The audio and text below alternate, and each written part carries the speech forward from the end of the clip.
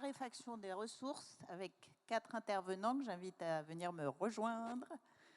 2 sont déjà arrivés. Serge Kimbel, je vous le présente tout à fait à droite, de WeCycling. Théo Saint-Martin, qui est fondateur de Veragro. Katia Gauthier, qui est chef de projet de Normandie Hydrolienne. Et Samy Mawene, qui est fondateur d'un réseau de micro-crèches qui s'appelle Les Jeunes Pousses. Tout ça, on va en parler en détail. Raréfaction des ressources, on l'a dit, un sujet majeur. On sait aujourd'hui que sur une planète finie, il va falloir qu'on fasse très attention.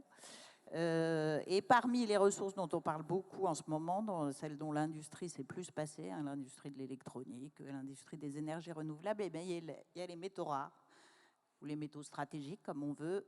Et ça, c'est votre business, Serge Kimbel.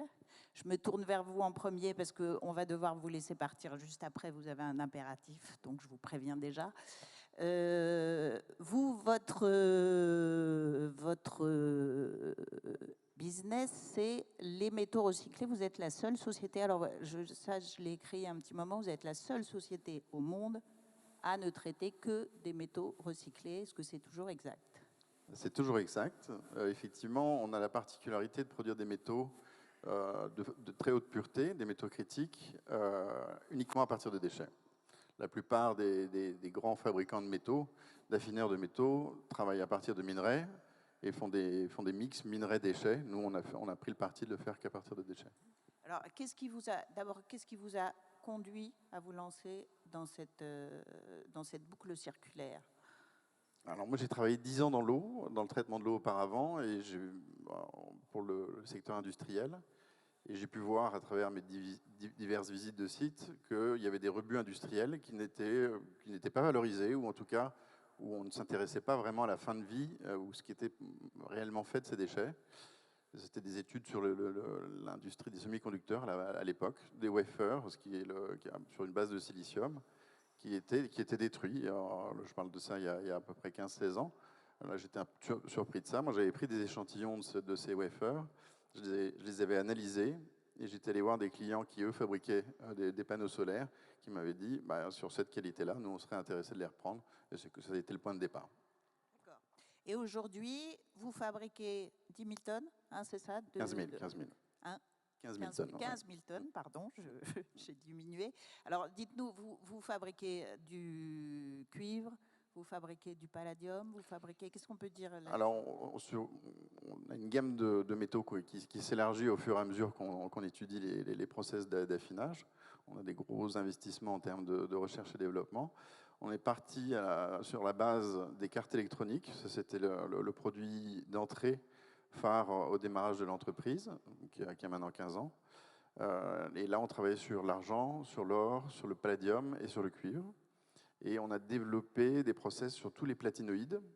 Alors, ça parle peut-être pas à tout le monde, mais c'est vrai qu'il y a le ruthénium, l'iridium, le platine, le palladium, le rhodium, qui sont des métaux qui sont énormément utilisés dans les énergies renouvelables, dans les semi-conducteurs, dans la catalyse. Et voilà, ce sont les principaux métaux qu'on produit aujourd'hui. Le marché qui s'ouvre devant vous, il est énorme, non ? Il est pharaonique, puisque on voit que ces métaux sont de plus en plus consommés dans la mobilité. Voilà, aujourd'hui, forcément, on le voit. Sur le numérique, donc la demande est extrêmement forte, et cependant, la ressource, elle, devient de plus en plus faible. Donc, on a effectivement de gros challenges à relever. Gros challenge à relever et gros investissements en cours, hein, si je ne m'abuse. Hein. Vous allez quadrupler on quadruple la capacité, effectivement, de l'usine.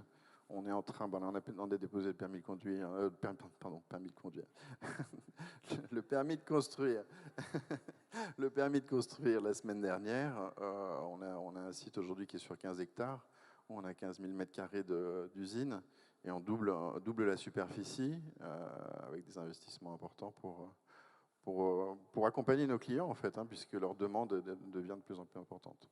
Alors, l'économie circulaire, on en a parlé au début. Ça, l'économie circulaire, parce que vous nouez, expliquez-nous un peu comment vous nouez des partenariats avec des industriels, récupérer leurs métaux et leur refournir ensuite, c'est ça ? On a deux business models, en fait. On a effectivement le business model de la circularité, c'est-à-dire qu'avec des industriels, on récupère soit leurs produits en fin de vie, soit leur chute de production. Et à partir de cela, on va dissocier les métaux, les purifier, les retransformer pour qu'ils correspondent exactement à leur cahier des charges en entrée d'usine. Donc là, effectivement, on a une boucle qui est fermée. On a également un business model qui est plus avec une chaîne de valeur un peu plus longue, puisqu'on va récupérer des équipements en fin de vie dont l'appartenance du métal n'est pas désignée. Donc ça peut être principalement tout ce qui va être équipement d'informatique et télécommunications qui sont récupérés à travers les éco-organismes qui arrivent sur l'usine. Et là, le métal devient notre propriété. Et nous de le vendre derrière des industriels qui sont demandeurs.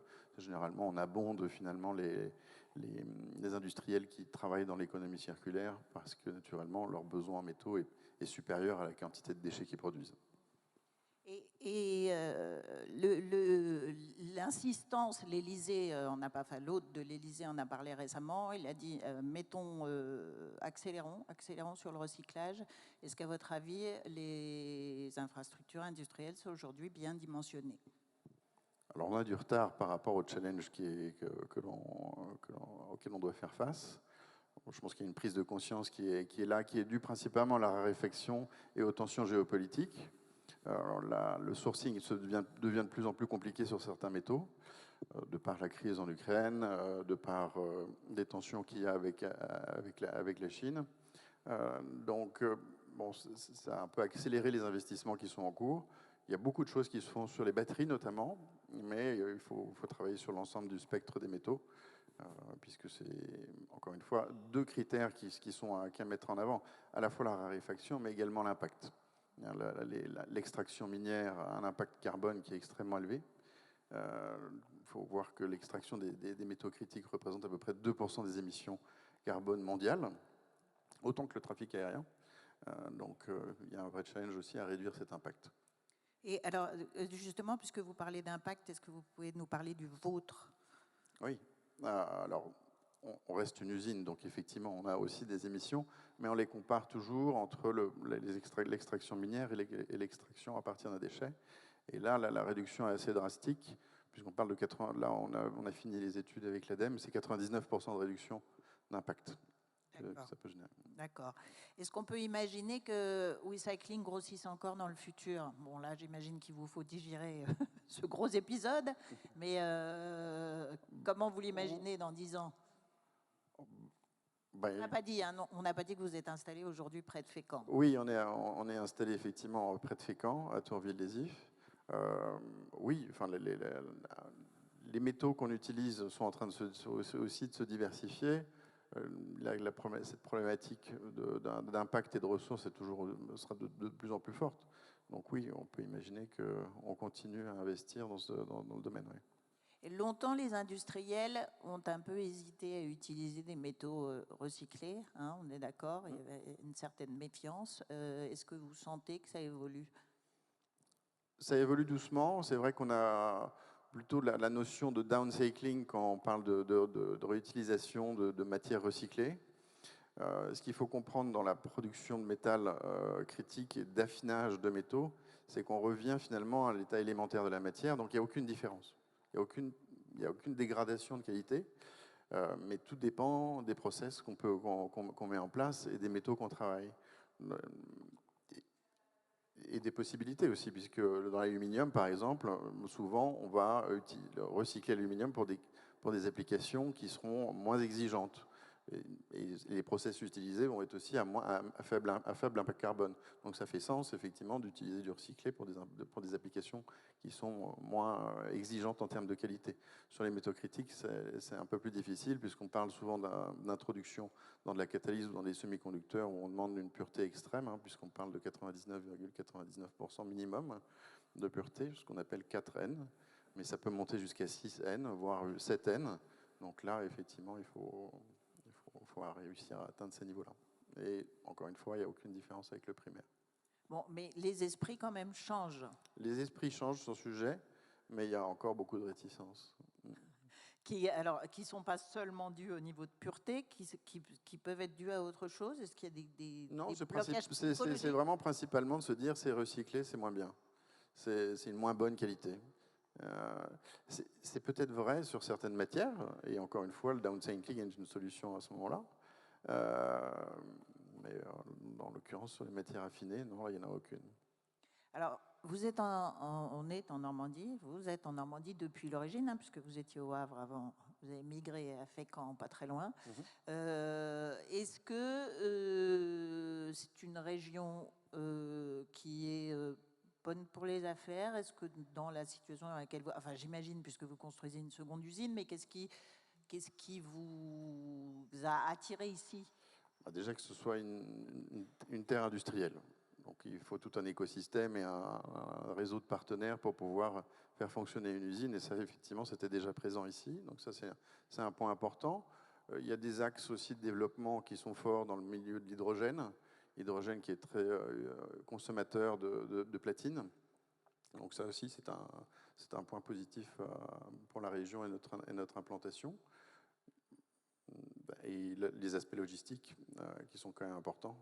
Donc oui, pour nous, c'est une région qui est très adaptée à notre activité. Oui, parce que vous sourcez également dans des pays étrangers. Hein, pour oui, un certain nombre de... C'est ça, hein, vous allez chercher les téléphones portables en Afrique, vous allez... Oui, on est à peu près partout, mis à part en Chine.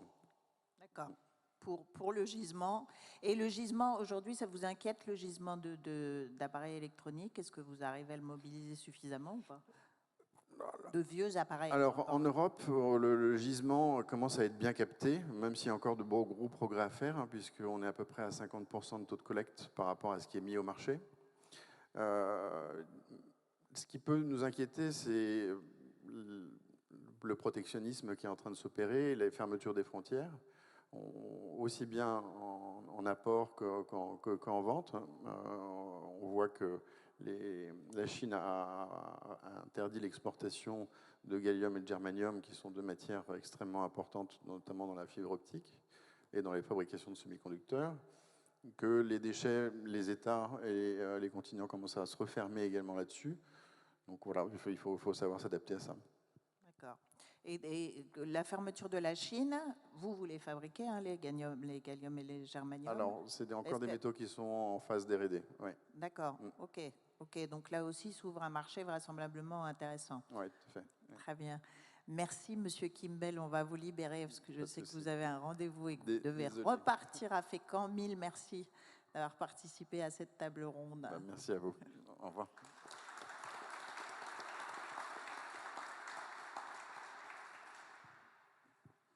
Je me tourne vers vous, Katia Gauthier. On a un petit peu parlé énergie, là. Et vous êtes chef de projet de Normandie Hydrolienne. Normandie Hydrolienne, c'est une co-entreprise qui regroupe le fonds de la région Normandie, le fonds souverain, on va dire, Normandie Participation, et Finor, le métallurgiste que tout le monde connaît, et puis Proteus, qui est un fabricant de turbines. Et vous planchez, il faut savoir qu'on a dans le Raz Blanchard un des plus gros gisements européens d'hydrolien. L'hydrolien, pour ceux qui ne le savent pas encore, c'est l'éolienne, c'est en dessous, et l'hydrolien, c'est sous le fond des mers pour tirer profit de la force des courants. Qu'est-ce que c'est que ce projet que vous appelez NH1? Exactement, donc Normandie Hydrolienne 1, mais pour réduire, parce que c'est trop long, on a fait NH1. Sachant que NH1, c'est la ferme pilote. Donc on va tester 4 hydroliennes de 3 MW dans le Raz Blanchard. Alors, sachant que ces turbines seront les plus grandes et les plus efficaces au monde à ce jour.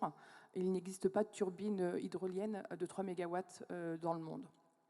Et donc notre turbinier a une expérience énorme. Il a produit 20 gigawatts-heure d'électricité, qui représente à peu près 25% de l'électricité produite hydrolienne en Europe.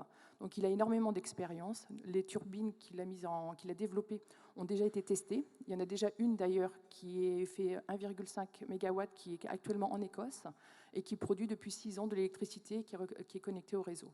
Donc l'objectif de Normandie Hydrolienne, c'est déployer l'hydrolien en France Et bien sûr, avec cette ferme pilote, c'est tester en fait dans le Raz Blanchard, qui est un courant très très fort, de mettre en place 4 turbines et de produire et d'approvisionner 16 000 habitants cherbourgeois dans un premier temps.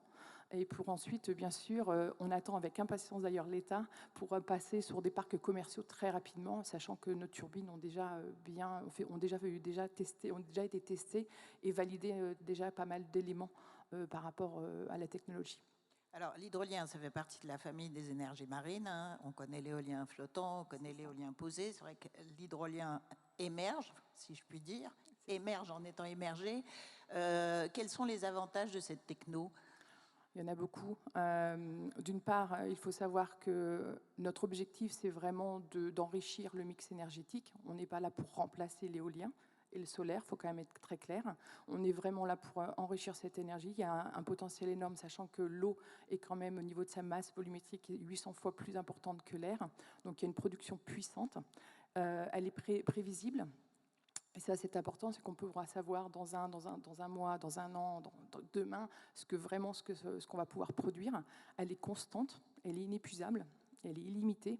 Et surtout, il n'y a pas d'impact visuel également, et ça reste une énergie verte. Donc, et également, ce qu'il ne faut pas l'oublier, au niveau environnemental, ça n'a pas d'impact environnemental. On a fait des tests, on a fait beaucoup d'études, on a aussi des retours d'expérience par rapport au projet en Écosse et au Japon, parce que c'est vrai que notre turbine également est au Japon, avec des différents, on va dire, poissons, différentes vies maritimes et faune and flore, et on s'aperçoit qu'il n'y a pas d'impact sur l'environnement, et ça rassure encore beaucoup plus, et bien sûr, ça nous permet de continuer en fait notre mission de déployer cette technologie en France, dans un premier temps, et puis bien sûr dans le monde, si on le peut. Alors, on peut nourrir cependant un peu d'inquiétude, hein. On sait que Sabella, qui était un turbinier historique français, a déposé le bilan, hein, avec une hydrolienne qui est encore au fond de l'eau en Bretagne, hein, si je ne m'abuse, dont personne ne sert. Est-ce que vous êtes inquiète ? Non. Non, parce que il faut savoir qu'Emmanuel Macron, le 28 novembre 2023, a vraiment indiqué sa motivation, son envie d'investir dans l'hydrolien. Et je pense que la France en est conscient déjà, parce qu'ils ont quand même sélectionné 2 fermes pilotes, donc c'est pas rien.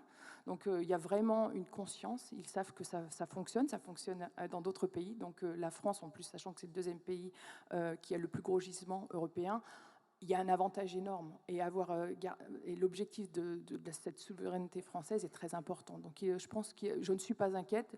Il est vrai par contre que la lenteur parfois administrative peut poser quelques problèmes, et c'est vrai que, comme on le dit, c'est la lenteur par rapport au tarif d'achat, c'est la lenteur aussi par rapport au parc. Expliquez un peu ce que c'est que le tarif d'achat, peut-être, oui, parce bien qu'on sûr. n'est pas tous... C'est tout simplement, c'est quand on produit de l'énergie, on doit définir un tarif qui va être le tarif d'achat que EDF va acheter pour après déployer pour les souverains. Donc le tarif d'achat, c'est quelque chose qui est défini par l'État. Et donc, on a besoin de ce tarif d'achat, bien sûr, pour pouvoir vendre l'électricité et bien sûr, approvisionner tous les souverains, donc, tout simplement. Et ça, aujourd'hui, c'est ce qui bloque, hein. C'est ce qui bloque à Paris, c'est-à-dire que effectivement, vous n'avez pas aujourd'hui le feu vert pour lancer des fermes commerciales comme on connaît les parcs éoliens. Emmanuel Macron devait inaugurer hier la Nouvelle-Calédonie, il est empêché de le faire, mais voilà, c'était aujourd'hui un point bloquant qui est quand même fort. Alors, on est en discussion avec les services de l'État. Donc, c'est pas fermé, où il y a quand même des discussions, mais c'est vraiment d'accélérer en fait ces discussions et d'aller jusqu'au point final, sachant que ces fermes pilotes, le ferme pilote NH1 avait en fait déjà un tarif d'achat à l'époque. C'est simplement suite à un changement de consortium, ce tarif n'a pas été reconduit. Donc il est très important maintenant que ce tarif soit remis déjà au goût du jour, parce que bien sûr il y a des choses qui ont changé, et surtout qu'il soit accéléré pour qu'on puisse déployer cette ferme, tout simplement. Si on exploitait la totalité du gisement du Raz Blanchard en énergie, ça donne quoi en électricité? Qu'est-ce que vous pouvez fournir? Oui, alors actuellement, le gisement immédiat mobilisable, c'est de 5 gigawatts. Ça représente 2 réacteurs nucléaires de type EPR. Donc, ce qui est assez énorme. Donc, on est prêt. Voilà, c'est ce qu'on dit à la France. On a quand même des objectifs. On veut avancer. Nous, on a une technologie qui fonctionne. On est prêt à pouvoir lancer la filière. Et on n'est pas les seuls. N'oublions pas que nous sommes 2 fermes pilotes encore. Je pense qu'il faut parler de la filière en général. Nos fournisseurs sont prêts. On a tous les acteurs industriels derrière qui sont prêts et on n'attend plus que l'État. Donc, s'il vous plaît, Monsieur Macron, entendez-nous. Nous sommes prêts à lancer notre ferme pilote. C'est transmis. 2 réacteurs nucléaires, pour quel niveau d'investissement? Alors ça, c'est pour les 5 gigawatts. En ce qui nous concerne par rapport à notre ferme pilote, c'est le budget de 100 millions pour faire une ferme pilote de 4 hydroliennes. D'accord. Ça veut dire que si on veut investir le Raz Blanchard en totalité, enfin exploiter la totalité du gisement, on est sur des investissements de plusieurs milliards. Oui. Oui, et sachant que vous avez différentes technologies, ce qu'il est important de ne pas oublier qu'on a besoin pour créer une filière d'avoir plusieurs technologies, un éventail de technologies. Et donc chaque technologie a ses coûts. La nôtre, bien sûr, sachant qu'on a déjà fait on est bien avancé, c'est une technologie assez mature, elle est assez compétitive sur le marché. Mais après, je ne peux pas vous dire par rapport aux autres technologies et combien, mais on parle vraiment d'un gros budget. Oui, en effet. Normandie Hydrolienne, si tout se passe bien, si effectivement vous obtenez le feu vert, c'est une usine, non? Une usine où? Alors, nous travaillons actuellement, donc nos turbines vont être assemblées dans les ateliers d'Efinor, donc à Cherbourg. Nous sommes situés à Cherbourg, donc on aura nos ateliers à Cherbourg. Tous nos fournisseurs sont vraiment dans le 80% de la valeur du projet sont des fournisseurs français et 20% européens. Donc on garde une souveraineté européenne et française, ce qui était très important, ce qui nous concerne, et sont souvent situés dans le nord de la France. Voilà, donc on sera implanté, l'usine sera à Cherbourg. Avec Efinor, on utilisera leurs ateliers et quand ça se développera, c'est là que ça va être très intéressant parce qu'on va pouvoir, on aura cette visibilité. L'objectif, c'est de créer une usine de pales sur Cherbourg, mais bien sûr, il nous faut cette visibilité de l'État pour les parcs commerciaux. On avait, je crois, une slide sur la turbine. Est-ce qu'on peut la passer? Oui, parce que tout le monde ne sait pas toujours à quoi... Ah. Non, c'est pas celle-ci. C'est pas celle-ci. Je la vois pas très bien de là où je suis. Ah, bah voilà à quoi ça ressemble la turbine de Normandie Hydrolienne, sachant qu'il y a d'autres types de turbines. Donc c'est pour ça que je tenais à montrer cette photo puisque vous avez parlé de pales. Donc c'est posé au fond de la mer, un peu comme une tour Eiffel, c'est ça. Et puis ensuite sa turbine, comme son nom l'indique. Elles sont souvent, en fait, on les confond souvent avec les éoliennes. C'est des éoliennes sous mer aussi pour certains, mais c'est le même principe en fait. Ça pèse combien et ça mesure combien? On parle à peu près de 300-400 tonnes. Donc 180 la fondation et la turbine 130. Donc voilà, pour vous donner une idée. Et puis au niveau des mesures... Une pale mesure combien? Entre 10 et 12 mètres.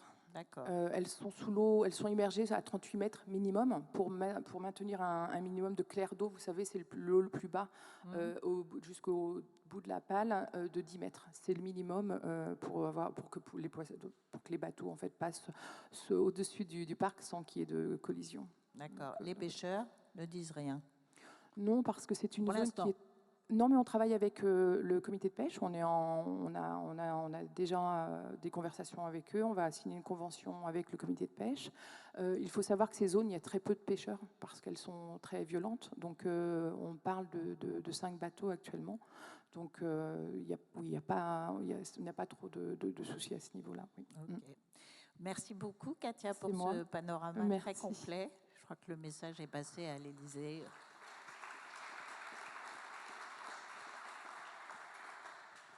On va passer de la mer au plancher des vaches. Il n'y a qu'un pas. Théo de Saint-Martin, vous êtes donc fondateur de Veragro. Veragro, c'est une start-up qui a été créée il y a 3-4 ans, hein, c'est ça? En 2019. En 2019. Et vous êtes à ce stade, hein, la seule société en France qui fait du lombricompostage industriel. Alors, je ne sais pas si tout le monde ici connaît. Quelques-uns d'entre nous ont des lombricomposteurs individuels à domicile. Alors, vous faites ça à grande échelle. D'abord, pourquoi est-ce que vous avez souhaité vous lancer dans ce domaine qui a priori, c'est pas très glamour, hein, on va le dire. C'est pas très glamour, mais la première idée, c'était de se dire qu'est-ce qui est le plus important dans les sols, qu'est-ce qui crée de la fertilité, qu'est-ce qui stimule les sols et les plantes et les cultures. Et donc, c'est le ver de terre. Et donc, voilà, on est parti de ce postulat-là et on s'est dit comment on peut apporter un élément de réponse sur ce milieu agricole. Et donc, le lombricompostage a été quelque chose d'évident. Et donc, on a développé des machines industrielles nous permettant de produire du lombricompost, donc des déjections vers de terre, qu'on va transformer dans un second temps pour en faire des produits pour la grande culture. Oui, alors on peut être étonné de vous voir dans une table ronde sur la raréfaction des ressources, hein, mais en fait, les terres fertiles, demain, ça va être une ressource très courue. Hein. On peut même craindre que, plus que développer l'IA, c'est peut-être ce qu'on cherchera en premier avec l'eau. Ça, je fais de la science-fiction, mais tout de même. Et le lombricompostage est un atout, selon vous, pour qu'on arrive à avoir des terres beaucoup plus productives? Est-ce qu'on peut dire ça? Parce que vous vous adressez aux grandes cultures, hein, c'est plus le plant de tomate qu'on peut avoir dans son jardin, sont les grandes cultures. Ouais, on peut dire ça en fait, c'est-à-dire que nous, on vient rapporter des bons éléments qui sont générés par les vers de terre. Pourquoi les terres sont fertiles? C'est parce que depuis des centaines de millions d'années, c'est le ver de terre qui a travaillé ces sols. Donc moi j'aime bien dire qu'il nourrit nos sols, c'est le même sol qui nourrissent nos plantes dont nous nous nourrissons. Et donc aujourd'hui, nous, notre vocation, c'est de rapporter des bons éléments sur les cultures qui sont propres au ver de terre. Alors, comment ça fonctionne? Décrivez-nous. Alors, vous avez une usine, un atelier de production qui est situé dans l'Eure, à Val-de-Reuil. Votre siège est à Rouen. Expliquez-nous à quoi ressemble votre machine et qu'est-ce que vous lui apportez et qu'est-ce qui en sort à l'arrivée. Donc notre site de production à Val-de-Reuil, c'est divisé en deux parties. Donc, premièrement, on a des lignes de production qui font 25 mètres de long, dans lesquelles vivent plus de 25 millions de vers de terre. On aime bien dire du coup qu'on est les premiers employeurs de France à ce titre. Et on vient du coup nourrir ces lombrics. On vient donc retraiter des déchets organiques. Nous, on valorise du fumier équin, du marc de café, des résidus de brasserie. Et donc, on apporte ça comme nourriture aux lombrics par le dessus. On vient récupérer leurs déjections par le dessous sans jamais les déranger. Et à partir de cette matière première, on a développé un process liquide qui nous permet d'extraire, de concentrer tous les principes actifs, tout ce qu'il y a d'intéressant dans ces déjections de vers de terre, et les concentrer sous un format liquide, du coup, pour la grande culture. D'accord. Alors, où est-ce que vous en êtes du point de vue des clients, hein? Je crois que vous avez beaucoup d'accords avec plusieurs coopératives. C'est un marché qui est un peu conservateur, qui ne doit pas être très facile à pénétrer, si je ne m'abuse. Ouais, c'est un marché, il y a un temps d'acquisition au marché qui est très long. Il faut réussir à les convaincre, ces coopératives et indirectement du coup ces agriculteurs avec des produits qui sont nouveaux. Donc nous, les produits qu'on a développés, c'est des produits qu'on appelle de biostimulation. C'est des produits qui vont aider les cultures à mieux capter les nutriments, donc potentiellement utiliser moins d'engrais, mieux résister au stress, typiquement à des périodes de sécheresse, et in fine, ça va augmenter la qualité et le rendement des cultures. Et donc pour pouvoir rentrer dans ces marchés de distribution, les coopératives, les négoces, c'est long parce qu'il faut du coup prouver que nos produits sont efficaces. On a beau avoir plus de 400 de retours d'essais, chaque coopérative à qui on vient frapper à la porte veut mettre en place des essais pendant minimum 1, 2, voire 3 ans avant de référencer le produit. Donc, pendant ce temps-là, nous, il faut bien qu'on arrive, qu'on continue à vivre. Et donc voilà, donc il y a un temps marché qui est long, mais une fois qu'on est rentré dans une coopérative, que le produit est référencé, il y a encore un second temps où il faut continuer de les accompagner sur le terrain pour faire de la pédagogie, pour qu'ils puissent parler du produit à leurs adhérents, aux agriculteurs. Donc voilà. C'est un marché qui est compliqué à pénétrer, mais c'est assez passionnant. Alors, qu'est-ce que vous avez dit et qu'est-ce que vous avez obtenu aujourd'hui comme preuve? Puisque vous dites qu'il y a 400 essais, donc vous avez quand même un retour d'expérience qui doit être un peu intéressant. Quoi, vous faites gagner beaucoup d'argent aux agriculteurs? Ouais, c'est tout notre focus depuis le début, c'est d'aller mesurer la composante du rendement parce qu'évidemment, il faut toucher ce qui intéresse l'agriculteur, c'est voilà, combien je vais gagner sur mon hectare, toucher au porte-monnaie. Et donc aujourd'hui, en fait, en fonction des produits, nous on a 3 produits différents. Un produit qui va s'appliquer en foliaire, au stade précoce sur les cultures. Un produit qui va s'appliquer en enrobage des semences. C'est-à-dire qu'on vient mettre une fine pellicule de notre produit autour de la graine, ça va aider à la germination, à avoir un effet booster. Et enfin, le dernier produit, c'est un produit de préparation de sol. Et donc ces 3 produits-là, on les mesure indépendamment et voir du coup quels sont les rendements gagnés grâce à l'utilisation de nos produits et quel est le gain net pour l'agriculteur avec le coût d'acquisition du produit déduit évidemment. Alors, le rendement, vous pouvez nous donner une idée? Alors, je sais que vous allez être très prudent parce que ça dépend des cultures, mais tout de même. Ouais, aujourd'hui, par exemple, typiquement sur le colza, on arrive à faire plus 14% de rendement en moyenne. On a un produit qui est très efficace sur la pomme de terre notamment, où on oscille entre 15 jusqu'à 25% de rendement. En Normandie, on a beaucoup testé sur le lin, où on fait plus 14% de rendement sur le lin. Et puis quelques cultures aussi maraîchères qui peuvent être avec des rendements très significatifs. Le tout après, c'est que ça soit répétable. C'est notamment ça qui demande nos clients, les coopératives, c'est que ça n'a pas un coup de bol, c'est pas une bonne année, c'est que ça se mesure dans le temps. Et aujourd'hui, est-ce que vous en êtes où, chiffre d'affaires, clients Donc c'est des produits qu'on a mis quand même un petit paquet de temps à développer. Ça demandait pas mal de recherche. À ce sujet, on travaille avec une école d'ingénieurs en agronomie, chez laquelle on est hébergé, où on fait toute la recherche laboratoire. Ensuite, il a fallu concevoir l'outil industriel. Et puis enfin, ces produits-là, ils sont soumis à des autorisations de mise sur le marché. Donc c'est un côté réglementaire, c'est délivré par l'ANSES. C'est long, c'est coûteux. Donc ça fait seulement 1 an qu'on a nos autorisations de mise sur le marché. Donc on a commencé la commercialisation il y a 1 an. Il y a 1 an, on avait une coopérative qui nous distribuait. Aujourd'hui, on est à 6. Et puis on est référencé dans différentes centrales d'achat. Et chaque jour qui passe, on continue à convertir des coopératives. Donc le chiffre d'affaires n'est pas encore conséquent, mais on y travaille. Et il me semble, hein, vu de ma fenêtre, je ne suis pas une spécialiste de l'agriculture, les engrais ont beaucoup augmenté, hein, plus 30%, je crois, en moyenne. Est-ce que ce n'est pas le moment idéal pour s'insérer dans cette fenêtre de tir? Oui, tout à fait. Il y a une grosse volatilité du prix des engrais, avec des contextes géopolitiques. Il y a aussi certains engrais. Quand on parle d'engrais, on parle typiquement d'azote, phosphore, potassium.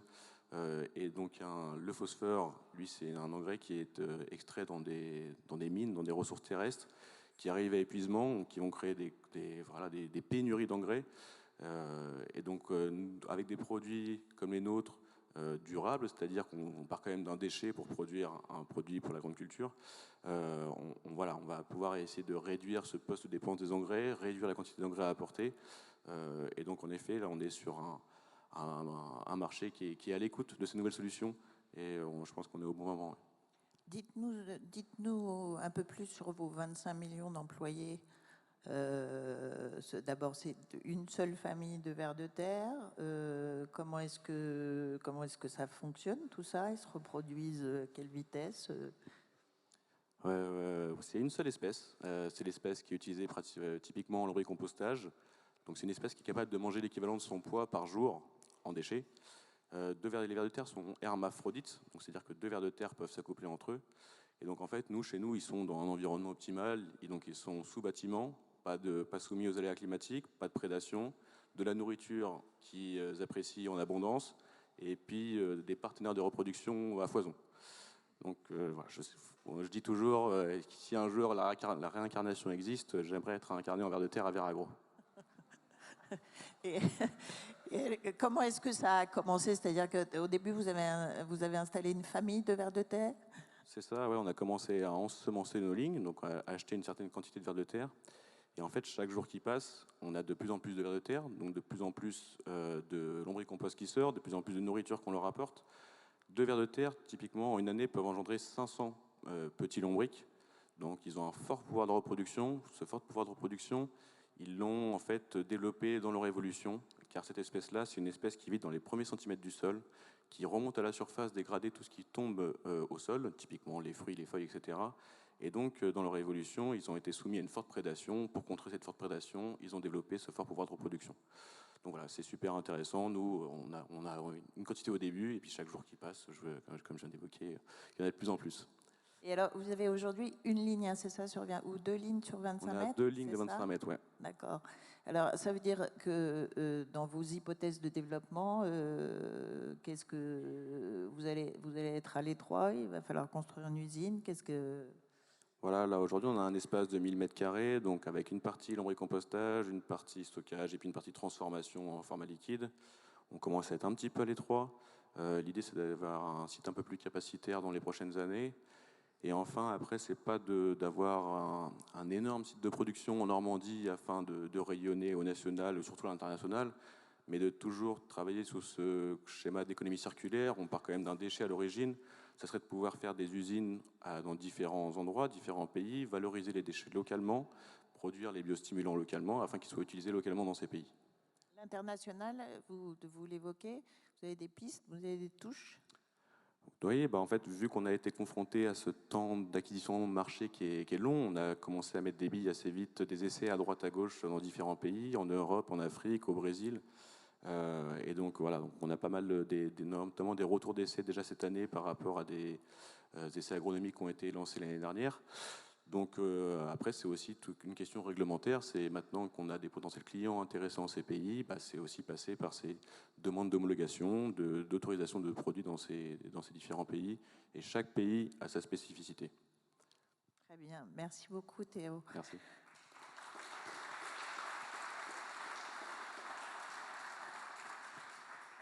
Samy Mawene. Alors vos clients ne se reproduisent pas à la vitesse des vers de terre, je crois. Hein. Ça s'appelle les jeunes pousses, ça n'a strictement rien à voir. Vous travaillez sur on a dit raréfaction des ressources. D'une certaine manière, vous travaillez sur la raréfaction des ressources humaines. Parce que vous avez vous êtes un ancien footballeur, vous avez un parcours complètement atypique. Hein. Et vous avez créé avec votre épouse un réseau de micro-crèches. Alors, d'abord, comment on passe de la pelouse au berceau? Bien, c'était une expérience de jeunes parents. Voilà, on a eu à mon retour d'Angleterre, on a eu un petit garçon.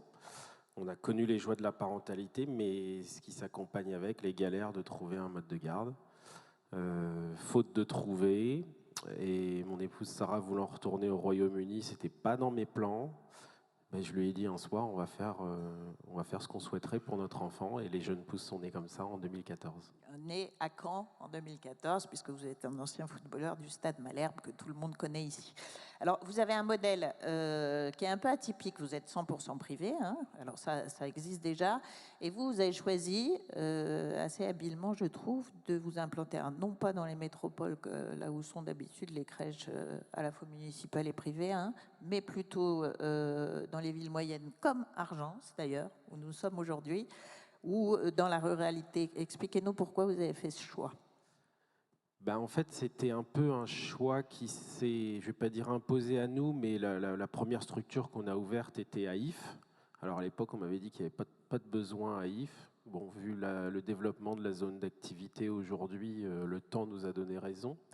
Et le constat qu'on faisait en fin de compte, c'est que les familles, à la naissance de leur enfant, vont chercher du terrain, une chambre de plus, de l'espace. Et en centre-ville, on sait que c'est très compliqué. Donc ils se retrouvent en première, deuxième couronne ou dans des villes de plus petite taille.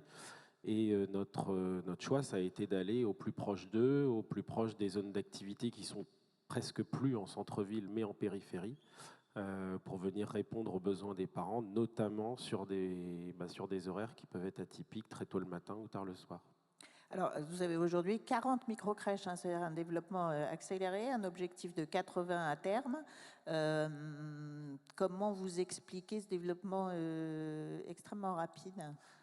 Là, encore une fois, ce n'était pas prévu. Quand on a ouvert la première micro-crèche, on était très heureux.